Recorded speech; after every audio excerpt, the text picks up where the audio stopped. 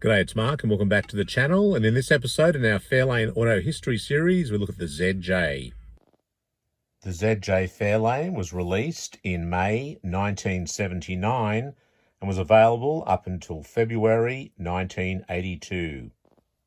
The ZJ Fairlane was a significant departure from the previous ZH model with a more squared-off European-inspired styling theme based on Project Blackwood, which was the XD Ford Falcon. To learn more about the XD Falcon, check out my episode in the Auto History series. The ZJ Fairlane was shorter than the previous ZH model and also used the new wheelbase of the XD Falcon station wagon. The car featured a rectangular grille with a chrome surround. This was separated into 3 horizontal rectangles. The car also featured 4 rectangular headlights, which I think might have been also used in some of the South American cars. It'd be interesting to find out whether that actually is true or not. But it had 4 rectangular headlights, which set it further apart from the basic Falcon. The car also featured a 6-window design theme, which improved visibility and provided a much more open and airy cockpit for the driver and passengers alike. Gone were the chrome bumper bars, and these were replaced with black plastic or rubber bumper bars.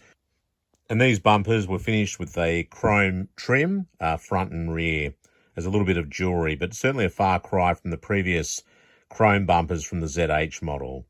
At the rear, there were some very nice taillights, and these were, I think, inspired by the 1979 Fox-bodied Mustang.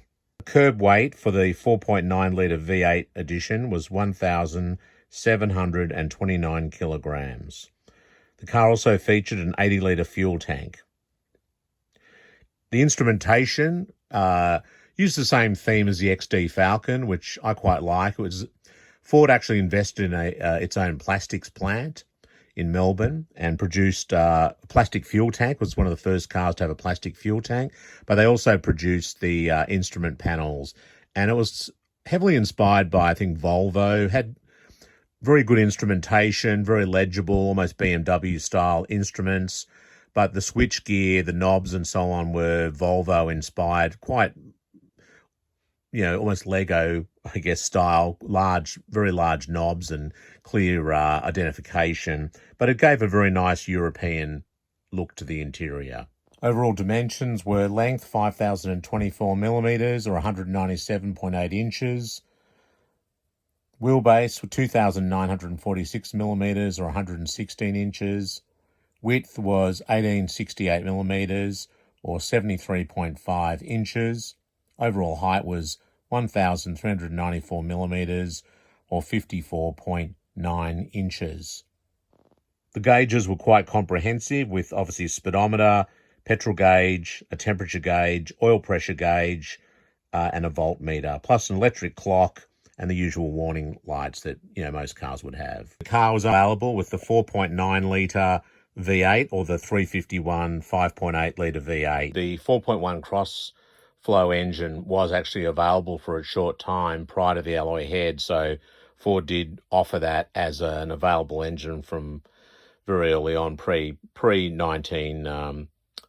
1980, which is when they released the alloy head engine. In terms of pricing, a 4.1-litre 6-cylinder Fairlane was $11,831, and a 4.9-litre V8 was $11,919. Gee, I know which one I'd be buying. Transmissions were, in the 4.1, the Borg Warner, and that was available as a 3-speed column shift or a T-bar floor shift. In the 4.9-litre 302 V8, the transmission was a C4 transmission, and in the 5.8-litre V8, that's the one to have, it was an FMX gearbox. The car still featured the rear leaf spring suspension, although there are some detractors in terms of its, it is old tech, but very effective. And when you look at how the car handled, it handled very well. It rode very well. A lot of Australians would tow boats and trailers and horse floats and things like that. It was able to handle those load-carrying tasks very well. And yeah, I mean, it was, again, pointed out by the journalists often in road tests as being sort of a very old school and something that needed updating. And it did get updated in the later model. We'll get into that for the next model when I do that episode. But look, it gave a good account of itself. The cars had, nice wide track. I think, the front track was 1,559 millimeters and the rear track was 1,527 millimeters. So in that typical Falcon Fairlane tradition, Ford used to push its theme as a great Australian road car. It had that very wide track, and the cars did offer good road holding for the time. Performance for the 5.8 litre V8, 0 to 100 in 11.9 seconds and a quarter mile, 400 metres in 17.3 seconds. The 4.1 alloy head 6-cylinder put out 94 kilowatts of power. I've listed here the horsepower equivalent, and 295 newton metres of torque. The 4.9 litre 302 V8 had 140 kilowatts of power and 344 newton metres, while the 5.8 litre V8 put out 149 kilowatts of power. It's not a lot more power than the 302, but it did have a noticeable 415 newton metres of torque. So, if you drove a 4.9 Fairlane, which, gave a good account of itself, no doubt about it, but a 5.8 was, noticeably better, more powerful, and also drank more fuel. The cars also featured variable ratio power steering as standard. Brakes were four-wheel disc brakes, and again, excellent stopping capabilities were offered with the ZJ Fairlane, and four-wheel disc brakes have been made standard on the ZH as well. Again, the cars had excellent brakes. I remember years ago, I think it must have been in about 1980, we had relatives come in from overseas, and Mum let us, we rented a ZJ Fairlane 302. I was still at school, actually, and it might have been 81, actually. I think it was my last year at school. And I remember flipping the air cleaner lid. That was a common practice. Cars had four-barrel carburetors, so you'd flip the air cleaner lid and you'd get that really fantastic induction noise. That sounded really good. But remember, we had a silver rental ZJ Fairlane, and yeah, really nice car. I was torn, I think, when the ZJ Fairlanes, the FC LTDs, and, I guess the XD Falcons, when they came out. I think I did talk about this in the XD episode that, at one stage, it's interesting because when the XD Falcon came out, they were still making and offering the ZH Fairlane and the P6 LTD. So you had that European, sort of the new XD European look. Then you had that classic American look. And I was really torn because I loved both of them. I kind of preferred the American look, but I was torn because I thought, those new cars looked very modern. And equally when the ZJ Fairlane came out, in some ways I bemoaned the fact that, we were losing that American styling. The ZH Fairlane that's my favourite Fairlane. I own one. It's a fantastic looking car. And, the black plastic bumpers, things like that. I thought, oh, gee, the Fairlane had nice big chrome bumper bars, very American style. But then on the other hand, the car still looked really good. It was much more modern. It was more nimble because it was, it was lighter, I guess, than the ZH Fairlane. So I was torn because they were both really good cars. In some ways, maybe I would have liked for them to have sold both. I remember in the launch brochure, Ford had a photo of a ZJ Fairlane rear bumper bar, and then they had an XC Falcon with the chrome bumper bar sort of backing into the car, and they were showing how the bumpers were very absorbent.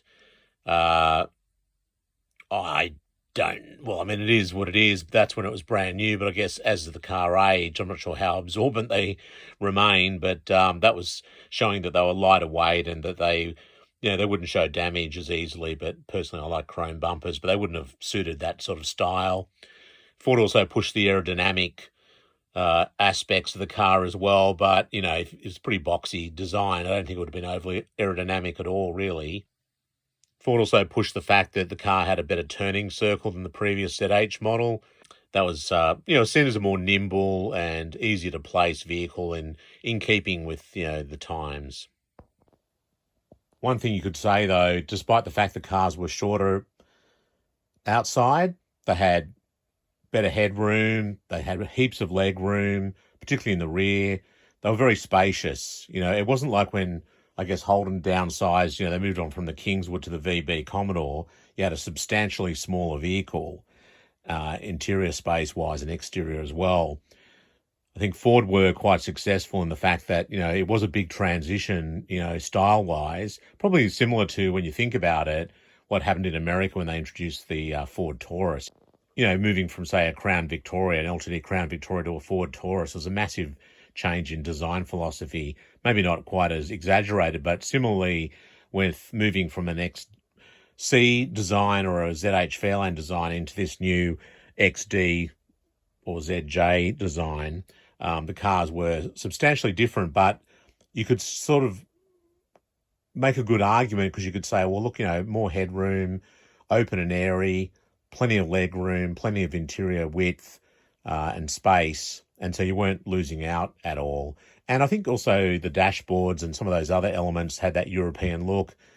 People did see that as quite a classy design, even though they would have liked their wood grain and their chrome from their previous American-styled vehicles. The new cars, they look very fresh and very modern.